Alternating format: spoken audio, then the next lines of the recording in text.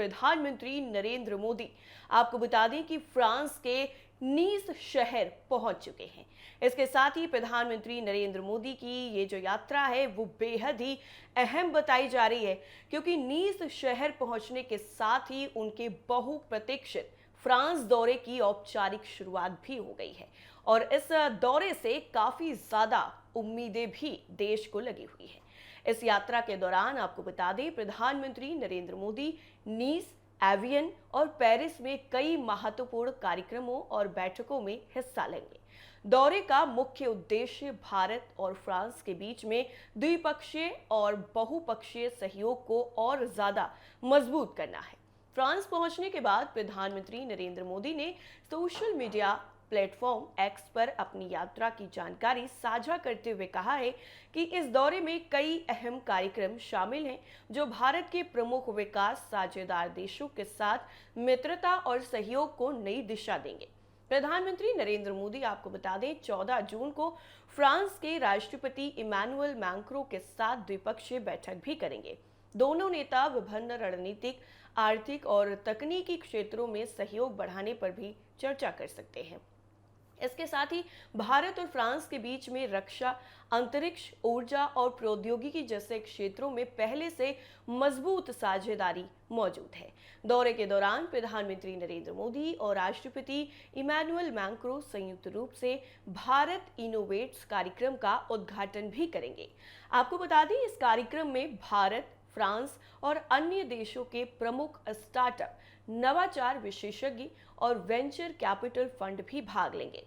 ये मंच उभरते उद्यमियों और नवाचार क्षेत्र से जुड़े प्रतिभागियों को अपनी नई तकनीकों, उत्पादों और समाधानों को वैश्विक स्तर पर प्रदर्शित करने का अवसर देगा। विदेश मंत्रालय के मुताबिक भारत और फ्रांस साल 2026 को संयुक्त रूप से ईयर ऑफ इनोवेशन यानी नवाचार वर्ष के रूप में मनाएंगे।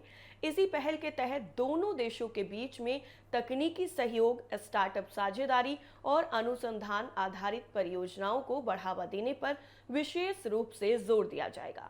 विदेश मंत्रालय के प्रवक्ता रणधीर जायसवाल ने कहा है कि प्रधानमंत्री की ये यात्रा भारत फ्रांस संबंधों को नई ऊंचाइयों तक पहुंचाने का अवसर प्रदान करेगी। इसके साथ ही उन्होंने ये भी बताया है कि नवाचार और स्टार्टअप क्षेत्र इस दौरे का प्रमुख केंद्र बिंदु रहेगा। फ्रांस और स्लोवाकिया की यात्रा पर रवाना होने से पहले जारी बयान में पीएम मोदी ने भी कहा था कि G7 में भारत की उपस्थिति उसके बढ़ते वैश्विक प्रोफाइल को दर्शाती है।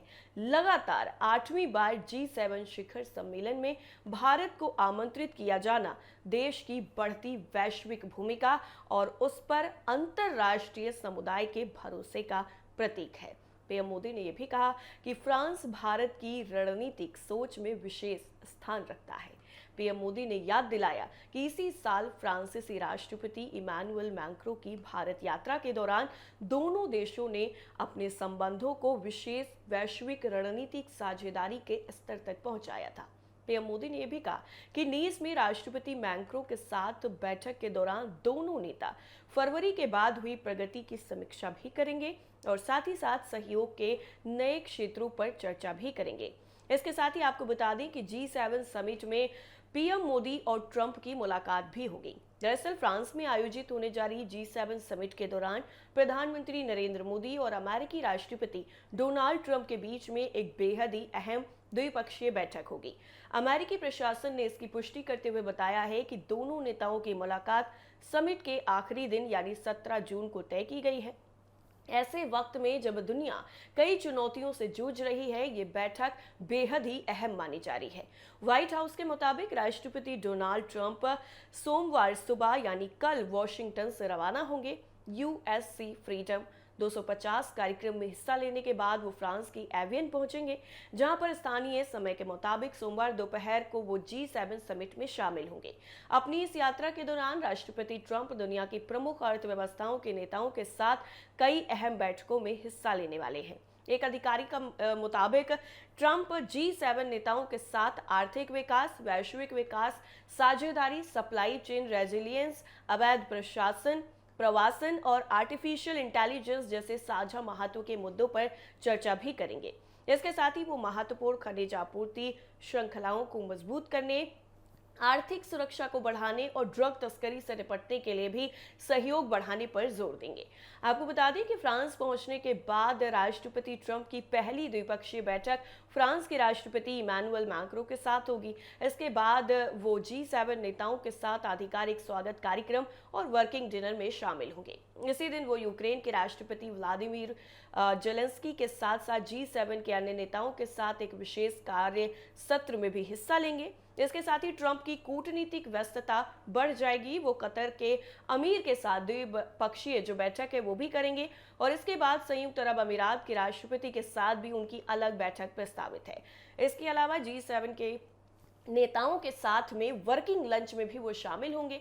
अंतर्राष्ट्रीय निवेश साझेदारी को लेकर G7 आउटरीच पार्टनर्स के साथ भी एक बेहद ही अहम जो सत्र है वो होगा।